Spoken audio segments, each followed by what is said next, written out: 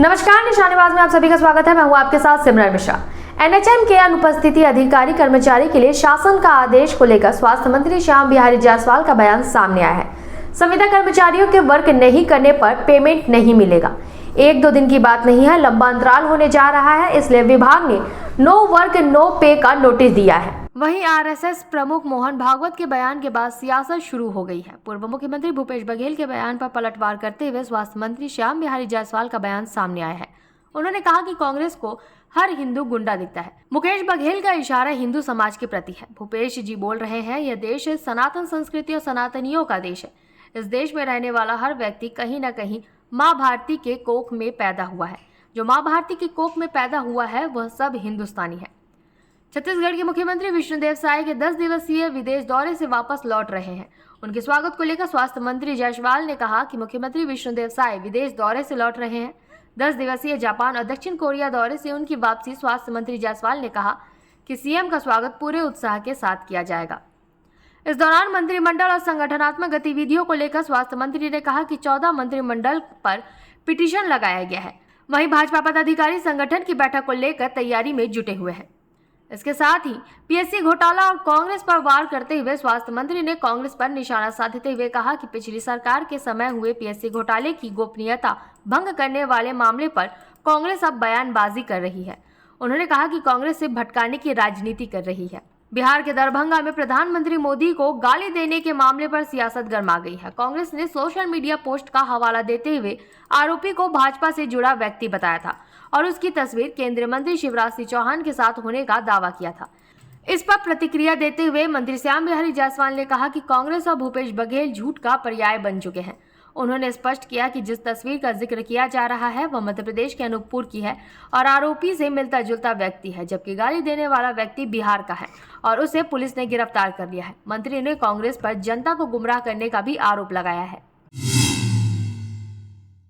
देखिए, समानता परंपरा रहा है। जो संविदा कर्मचारी हैं और उनके जो जब वर्क नहीं करते हैं तो उनको पेमेंट नहीं मिलता है। तो चूँकि विभाग ने उनको समय भी दिया है वापसी के लिए और चूँकि 1 दिन 2 दिन रहता तो कोई बात नहीं, एक लंबा अंतराल हो जा रहा है, इसलिए विभाग ने नो वर्क नो पे का नोटिस दिया है। ये मुख्यमंत्री जी, आप 10 दिवसीय दौरे से वापस आ रहे हैं, सर किस तरीके से आप उनसे स्वागत करेंगे मुख्यमंत्री जी का? हमारे छत्तीसगढ़ के लिए बहुत ही खुशी का विषय है कि हमारे माननीय मुख्यमंत्री विदेश से कई प्रोजेक्ट को देख कर आ रहे हैं और कई ऐसे इन्वेस्टर्स से मुलाकात करके छत्तीसगढ़ में नए उद्योग और विकास की क्या संभावनाएं हो सकती हैं, उन सारे विषयों को समझ कर आ रहे हैं। और चूँकि एक सप्ताह से ऊपर दिन में वापस आ रहे हैं, इसलिए छत्तीसगढ़ में कहीं ना कहीं उनकी कमी एक परिवार के सदस्य की तरह थी और एक परिवार का सदस्य जब कहीं बाहर से आता है तो जो खुशी परिवार में होता है वही खुशी छत्तीसगढ़ में है। और विशेष रूप से जो भारतीय जनता पार्टी के कार्यकर्ता हैं और हम सभी लोग हैं, हम सबके मन में एक अलग उत्साह और उमंग है। उनका बहुत बहुत हृदय से अभिनंदन और स्वागत है।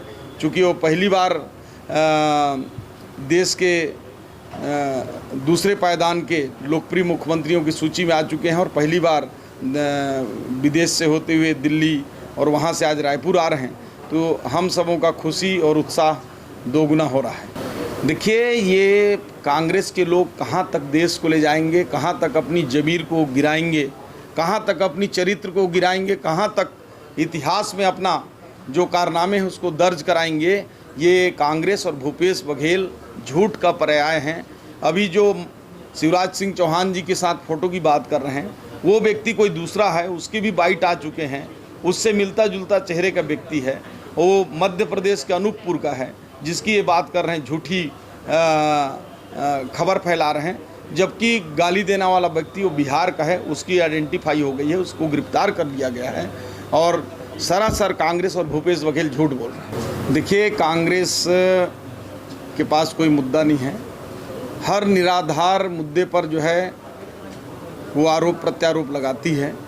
ये माननीय विष्णुदेव साय जी की सुशासन की सरकार है और किसी प्रकार का भ्रष्टाचार या गड़बड़ी बर्दाश्त नहीं किया जाएगा। और यही कारण है कि पीएससी घोटाले की हमने जांच भी कराया है। उसमें कई लोग अभी जेल पे हैं, कई लोग बेल पे हैं, और छत्तीसगढ़ के युवाओं के भविष्य के साथ किसी प्रकार की खिलवाड़ छत्तीसगढ़ में बर्दाश्त नहीं होगी। और जहां भी गड़बड़ी होगी उसको ठीक करेंगे, कार्रवाई करेंगे, और पूरी पारदर्शिता के साथ पीएससी हो या व्यापम हो, सारे परीक्षाएं हमारे छत्तीसगढ़ के युवाओं के लिए, होनहार जो यहाँ के नौजवान हैं उनके लिए पारदर्शी परीक्षाएं होंगी। लोकतंत्र में सबको अधिकार है। जो चीज़ लगता है कि अगर संविधान नियम के विरुद्ध है तो हर व्यक्ति अलग अलग मुद्दों पर भी जा सकता है। कांग्रेस को लगता है कि इसमें संविधान के जो नियम हैं, कानून हैं, उनका उल्लंघन हुआ है तो कोर्ट में गई है, परंतु ये केवल राजनीतिक दिखावे के लिए गई हैं। और चरणदास महंत जी और एक लंबे समय से वरिष्ठ नेता हैं, सब वो जानते हैं, केवल और केवल मीडिया में सुर्खियों में रहने के लिए इस प्रकार के करते हैं। क्योंकि कांग्रेस पार्टी जो है हर जगह संविधान का, नियम का, कानून का पूरा धज्जी उड़ाते हैं, संवैधानिक संस्थाओं पर उंगली उठाते हैं। और इससे पहले हरियाणा में भी 90 सीट में 14 मंत्री बन चुके हैं, और जो 15% का हिस्सा है वो उसको फॉलो करते हैं। और माननीय न्यायालय का जो भी आदेश होगा सरकार सिरोधार करेगी। देखिए, कांग्रेस को तो हर हिंदू गुंडा दिखता है। भूपेश बघेल जी का इशारा हिंदू समाज के प्रति है, और भूपेश जी ये भूल रहे हैं कि ये देश सनातन संस्कृति और सनातनियों का देश है, और इस देश में रहने वाला हर व्यक्ति कहीं न कहीं माँ भारती के कोख से पैदा हुआ है, और जो माँ भारती के कोख से पैदा हुआ है वो सब हिंदुस्तानी है और हिंदू हैं। देखिए, समानतः नए पदाधिकारियों के गठन के बाद ये पहली बैठक है, तो हमारे राष्ट्रीय स्तर के भी हमारे वरिष्ठ नेतागण आ रहे हैं, उनका मार्गदर्शन मिलेगा, और ये सतत प्रक्रिया का एक हिस्सा है, और सतत रूप से इस प्रकार की बैठकें हमारी चलती हैं। ऐसी खबरों के लिए बने रहे निशानेबाज के साथ। नमस्कार।